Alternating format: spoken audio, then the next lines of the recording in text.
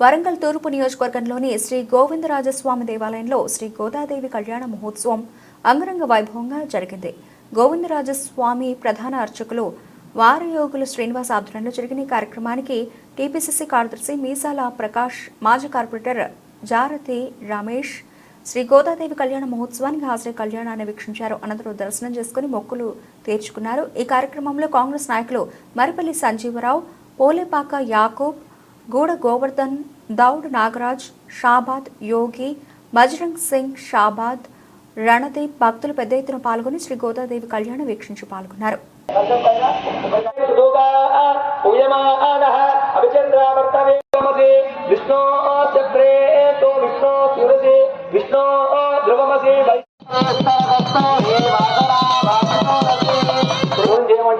అని అనుమానం ఉండొచ్చు. అయితే ఏమో వినండి, ఇక్కడ కలి ప్రభావం ఏందయ్యా అంటే కలి సమయాన్ని లేట్ చేస్తాడు, సమయం ఆలస్యం. రెండోది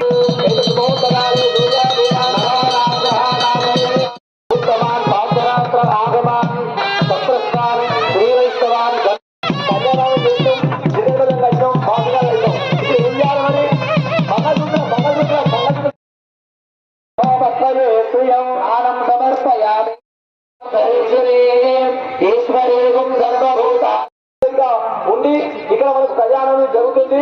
కాబట్టి గోదావరి స్వామి కళ్యాణము చాలా అత్యంత వైభవపేతము. కాబట్టి మధ్య నమస్కారం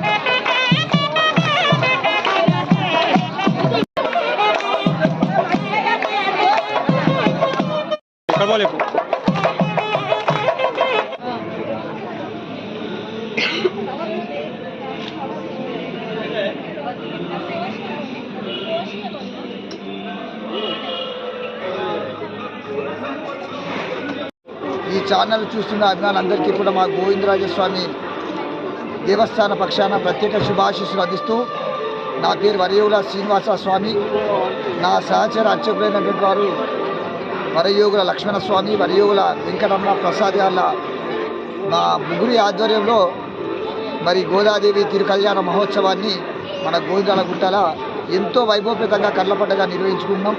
ముఖ్యంగా మా గోవిందరాజస్వామి గారు అంటేనే శ్రీ మహావిష్ణుమూర్తి ప్రతి స్వరూపమై స్వయంభుగా వెలిసిన శ్రీదేవి, భూదేవి, నీలాదేవి సతీ సమేతుడ శ్రీ గోవిందరాజస్వామి వారి దివ్య సన్నిధానమందు ప్రతి సంవత్సరం వల్ల ఈ సంవత్సరం కూడా ధనుర్మాస ఉత్సవాలు ఎంతో వైభవపేతంగా కళ్ళపడ్డగా నిర్వహించుకున్నాం.